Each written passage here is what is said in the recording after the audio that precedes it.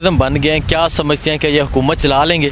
जब 15-16 चोर मिल के डाका मारते हैं ना, तो वो चोर जब बंटवारा करने लगते हैं तो आपस में लड़ पड़ते हैं, एक दूसरे को कत्ल करने पे उतर आते हैं। मेरा सवाल बिलावल साहब से है कि जनाब, आपकी वालदा मोहतरमा बेनज़ीर भुट्टो साहिबा शहीद, अल्लाह उनके दर्जात बुलंद फरमाए, इलेक्शन कैंपेन में कौन लोग होते थे आप जानते हैं? नवाज शरीफ कौन है जिसने हेलीकॉप्टर से मोहतरमा की तस्वीरें एडिट करा के नीम बरहना हालत में एडिट शुदा तस्वीरें फेंकी थी पूरी कौम में, मोहतरमा का उन पे तोहमतें लगाई थी।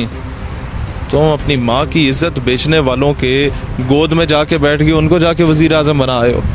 तोहमत लगा के माँ पे जो दुश्मन से दाद ले, ऐसे सुखन फरोश को मर जाना चाहिए। और मैं पूछता हूँ अपने उन महाजिर भाइयों से जो अपना तन मन धन जान माल इज़्ज़त आबरू कुर्बान करके इंडिया से पाकिस्तान आया, मैं कहता हूँ इन्हें महाजिर ना बोलो, ये मुझसे बड़े पाकिस्तानी हैं। तुम लोगों की नुमाइंदगी करने वाले महाजिर को बेच गए हैं। इन्हें बताओ कि महाजिर ना नॉट फॉर सेल। और बेचा किसके लिए? जिन अंग्रेज़ों से गुलामी के छुटकारे के लिए पाकिस्तान बना, उन अंग्रेज़ों के आगे तुम लोगों को बेच आया। महाजिरों, कब जागोगे तुम लोग? ये कहते हैं भिखारी कौम है, बेगर्स आर नॉट चूजर्स। भाई इन लोगों को बताओ कि मेरा पठान सारा दिन कूड़ा उठाने को तैयार होगा, भीख नहीं मांगेगा। मेरा पंजाबी सारा दिन, सिंधी सारा दिन, बलोच जो है वो सारा दिन, बलोचों की भी दस्तार बेची गई है। वो जिनको बलोच कहते थे कि हमारे जो लोग अगवा हो जाते थे उनकी रिहाई की बात करने आएंगे, अमेरिका की खातिर अपनी दस्तार बेच आए हैं। हम इन्हें बताते हैं हम वो नहीं जो जुब्बा व दस्तार बेचते हैं या मसलहत के नाम पे किरदार बेचते हैं। मैं ये कहता हूँ मेरा सिंधी, मेरा बलोची, मेरा पंजाबी सारा दिन सख्त धूप में खेतों में काम करेगा, भट्टों में काम करेगा, वो चिट्टा सफ़ेद भी है, उसका रंग काला स्याह हो जाता है, भीख नहीं मांगता। तुम कहते हो ये भिखारी कौम है। और फिर मैं इनसे पूछता हूँ कि भाईजान मुझे ये बताओ, तुम लोग कह रहे हो कि ओवरसीज़ पाकिस्तानियों को वोट का हक नहीं देंगे, किसकी बात कर रहे हो? तुम्हारे पाकिस्तान, हमारे पाकिस्तान की मईशत का बेड़ा किन्होंने उठाया हुआ है? 7 सालों से एक ओवरसीज़ पाकिस्तानी बेचारा पाकिस्तान नहीं आ पाता। वो बेचारा सुबह का नाश्ता नहीं करता, दिन का खाना और रात का खाना खाता है। जो 10-20 रियाल रोज़ाना के सुबह के नाश्ते के बचते हैं, वो अपने ख़ानदान के लिए, अपने बच्चों के लिए, अपने मुल्क के लिए बचा के रखता है। तुम उसको वोट का हक नहीं दे रहे, तुम उससे वो हक छीन रहे हो। तुम उस ओवरसीज़ पाकिस्तानी जो हर 2-2 टके के बंदे की बात सुनता है, तुमने उसको 70 सालों में नौकरी नहीं दे पाए पाकिस्तान में। वो अपने रोज़गार के लिए मुल्क से बाहर गया। वो चाहता तो वो और भी तरीक़ों से पैसे भेज सकता था, लेकिन वो बैंक में भेजता है कि मेरे मुल्क की मईशत चले। तुम लोग तो लूट मार करके खा गए हो। उस ओवरसीज़ पाकिस्तानी कहते हो वोट नहीं देगा। हम निकलेंगे ओवरसीज़ पाकिस्तानियों के हक़ के लिए, नौजवान निकलेंगे इस मुल्क के, और जब तक उनको वोट का हक नहीं मिलता इंशाल्लाह हम उठ के नहीं आएंगे। ये कौम तैयार रहे। उसके बाद मैं बताना चाहता हूँ कि किन लोगों को इलेक्ट किया। ये कौम तो धाड़े मार मार के रो रही है कि मॉडल टाउन में जिस माँ के मुंह के अंदर इन्होंने पिस्तौल रख के गोली चलाई है, उस माँ के कातिलों को इन लोगों ने इलेक्ट किया हुआ है। और शर्म से मैं तो सर उठाने के काबिल नहीं रहा जब मैंने राहुल गांधी का ट्वीट पढ़ा कि मोदी साहब अरबों डॉलर की इन्वेस्टमेंट किस मुल्क के खिलाफ कर रहे हैं, जहां बिकाऊ माल 2 टकों पे बिक जाते हैं, अपने ज़मीर का सौदा कर देते हैं। किसके आगे बिक रहे हो यार? बिकाऊ ही बनना था, दलाली करनी थी, किसी अच्छे बंदे के आगे कर जाते। किसके आगे बिक रहे हो जिसने तुम लोगों की हुकूमतों में ड्रोन अटैक्स किए? मेरे मुल्क के 70,000 लोग शहीद हुए। मेरे मुल्क के मदरसों में धमाके हुए, 6-6 साल के बच्चे शहीद होते हैं और कहा जाता है दहशतगर्द मारे गए थे। मेरे एपीएस पे अटैक हुआ, 150 बच्चे, प्रिंसिपल को जला दिया गया था उस खातून को। तुम लोग उनके आगे दलाली करके बेकाए, जिनकी वजह से ये दहशतगर्दी हुई।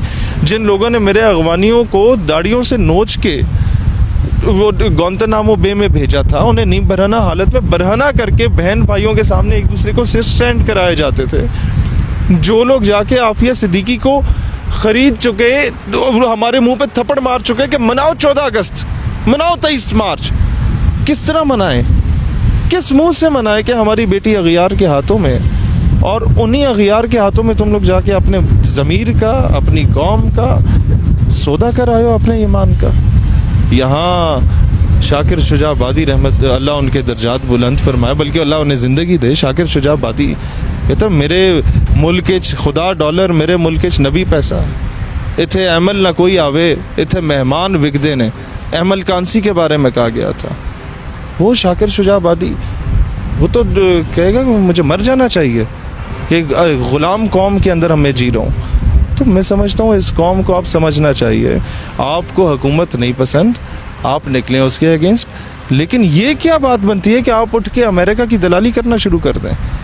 उनकी जिन्होंने इराक़ को और ईरान को लड़वाया, जिन्होंने सऊदीया और कुवैत को लड़ाया, फिर इराक़ और कुवैत को लड़वा दिया, सऊदीया और यमन को लड़वा दिया, पाकिस्तान और अफ़गानिस्तान को लड़वा दिया, डिवाइड एंड रूल की पॉलिसी पे पूरी उम्मत मुस्लिमा को तकसीम कर दिया। ऐसे लोगों के हाथों जाके जब तुम लोग बिकते हो तो कौम को क्या समझते हो? ये ट्रक की बत्ती के पीछे लगाए रखोगे? ये सोशल मीडिया का दौर है, कौम जाग चुकी है। ओ यार, मोदी की माँ को साड़ियाँ भेजने वाला, मेरा कश्मीर पैलेट गन्स, उस मेरी बहनों बेटियों की बिनाई छीन ली गई, मेरी बहनों के साथ ज्यादतियाँ की गई, वो मोदी आके मुबारकबाद के पैगाम भेज रहा है। उसकी माँ को साड़ियाँ भेजने वाले, उनको आमों की पेटियाँ भेजने वाले मेरे मुल्क के सरबराह बन जाएं और मैं मान लूँ कि ये मेरे मुल्क के सरबराह हैं, इससे पहले मैं मर ना जाऊँ। मैं इतना बेगैरत नहीं हूँ, ये कौम इतनी बेगैरत नहीं है कि ऐसे लोगों को अपना सरबराह मान के बैठी हुई हो। और फिर मुझे आप लोग ये बात बताएं कि एक शख्स जिसको इन लोगों ने लारा लगाए रखा, पीडीएम सारी दे दी। मैं उनके बुजुर्गों का बड़ा एहतराम करता हूँ, उनकी बड़ी कुर्बानियाँ थी ख़त्म नबूवत के लिए, लेकिन उस बेचारे को आपने कहा हम सदर बनाएंगे और बिलावल मुकर गया। ये हुकूमत कोई नहीं चलने वाली। अब ये वजारतों पर लड़ेंगे भाईजान, चोर हो गए इकट्ठे और डाका मारने के बाद अब ये कहेंगे ये हिस्सा मेरा, ये हिस्सा मेरा है, और एक दूसरे का कत्ल करना शुरू कर देंगे। ये चोरों की आदत होती है, ये डाकुओं की आदत होती है, रात को आके चोरी मार के जाते हैं। और उसके बाद उस बंदे को बेचारे को सदर से दूर दूर रख दिया और फिर कहते सदारत भी पीपल्स पार्टी को दो, फॉरेन अफेयर्स भी पीपल्स पार्टी को दो। हुसैन हकानी के साथ बिलावल साहब जाके उस वक्त मीटिंग कर रहे होते थे जब OIC के इजलास की बात होती थी, जब चीन के साथ राहदारी की बातें हुआ करती थी। मुल्क से और बगावत या गद्दारियाँ क्या हो सकती हैं जनाब अली? मैं इनसे पूछता हूँ, पीपल्स पार्टी का क्या बयानी है कि मुस्लिम लीग नवाज किसकी पैदावार है? ज़ियाउल हक की। ज़ियाउल हक कौन था? कहते हैं ज़ियाउल हक जिसे तुम लोगों ने तरमीम करा के पाकिस्तान के सदर मुमलिकत से भी उठा के वो परे फेंक दिया था, मानते ही नहीं हो, तारीख से उसके औराक ही मिटा दिए कि ये भुट्टो का कातिल था, भुट्टो का कातिल। और फिर कहते हो नवाज शरीफ ज़ियाउल हक का बेटा है। वो ज़ियाउल हक का बेटा, तुमने उसकी गोद में बैठ गए, उसको वज़ीर आज़म बना दिया, उसके चरणों में बैठ गए, शर्म से मर नहीं जाते? तुम लोग कहते हो मरसू मरसू सिंध ना देसू, बाप का सिंध है तुम्हारे। ये किसी के बाप की जागीर नहीं है, ये चंद घराने मेरे मुल्क के ऊपर काबिज हुए हुए हैं बंटवारा करके। एक घराना कहता पंजाब मेरा है, एक कहता महाजर मेरा है, एक कहता बलोच मेरा है, एक कहता सिंधी मेरा। नहीं, ये पाकिस्तान के हैं और पाकिस्तानी कौम अब खुददार हो चुकी है। ये कहते हैं कि जनाब तुम बिजली पानी गैस बाद में है, आलू घी प्याज टमाटर चीनी के जो भाव हैं ये बाद में है, पहले मुझे आज़ादी चाहिए।